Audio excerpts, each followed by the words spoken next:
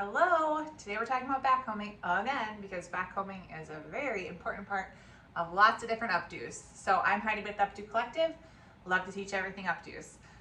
Okay, so you guys, today I'm talking about a backcombing technique that I use instead of using a donut or a hair accessory, like a hair padding.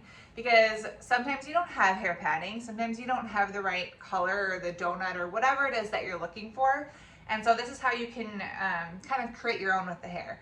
Now, I never used donuts before, and now that I kind of feel like they're a little more popular, people use them a lot more, not just the stiff rounds ones, but like can cut them and shape them, they work really great. But because I've been doing the same technique for years, then I end up doing this technique a lot rather than using the tools that are always available to me. So I think it's a good technique to know, especially if you're just like in a pinch and you're doing a bridesmaid and you don't have all the hair padding that you need. So this is for when you want to create that bun or you want to create a lot of curls or something and you need more volume in here, but you need to use the client's hair itself, okay? So the first thing is you want to use a comb that's big enough, because for this backcombing, we're not concerned about it being like fuzzy or messy. We're concerned about creating a nice solid base. So I like to use this comb that has 3 rows of prongs. And that creates some really great backcombing. It gives you a lot of that volume and depth that you need in the bun. So if I didn't do backcombing and I just wanted to create a bun, you know, I might twist it and wrap it up and pin it or something in this fashion, and you're gonna get just like a little teeny bun. So I like to use all of this hair to create a nice, big, hearty, solid base for a great big bun. So I'm gonna start out by using texture spray or texture powder, depending on how much grip the hair needs. And I'm going to spray all of this rather generously. So the whole ponytail.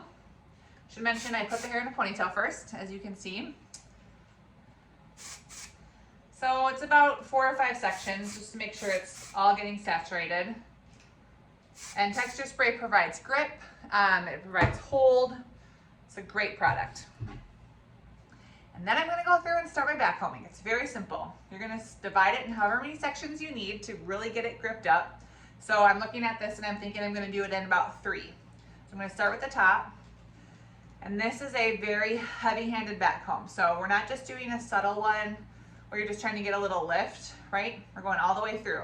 So I'm holding the hair really loosely in my fingers, grabbing my comb, starting about 1 inch or so from the ponytail, and grabbing the hair and pushing, and then another inch, another inch, another inch, all the way to the end. So it's very, very backcomby. And then I'm gonna go do another section here. Same thing, all the way through, and then the very bottom, all the way through. So now you have this really big, beautiful backcombing mess. You wanna hold your hand under the ponytail and just smooth it out a little bit. Not because you're trying to have it be smooth to see, but just so you can get some control and find your shape. So depending on what you're doing, you can push this in any direction that you want. So if you're doing some sort of a bun, you can grab your ends together at the bottom and roll the hair up and pin it in place. And you have a nice hearty base for like a chignon. If you're doing more of a bun, you can pull it together a little bit more and twist and turn. And I like to kind of pin as I go. So I will twist it, pin it in. Show you, you can kind of see it's already looking like a bun. And put some pins in as I work. And tuck this under like this. So the great thing about when you've backcombed a big, kind of messy bun like this, it has a lot of room to be shaped. So you can pull it out like you would a donut or any kind of hair padding in whatever shape that you need it to be to create the look that you want. So this is like the donut look, right?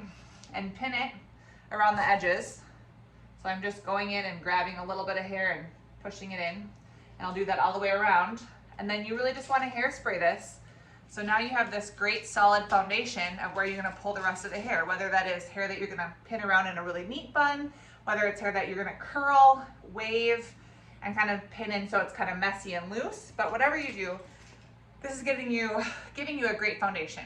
Now, this is what I will say about using the natural hair versus using a hair bun or a donut, is you are limited by how much extra hair they have. So if they have really long hair and it's really thick, then great, you've got tons of their hair to use. Sometimes it's actually even helpful to get rid of some of that hair.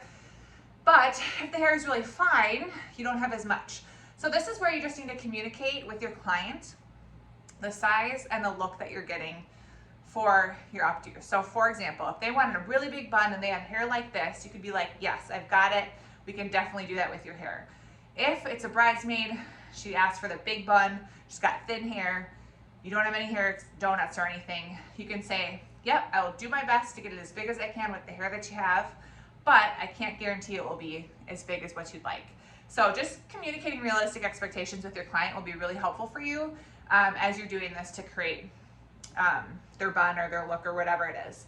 But like I said, this is great not only for creating like a really nice sleek bun, but also for, you know, texturizing all of this, taking it down and just pinning it loosely into this base.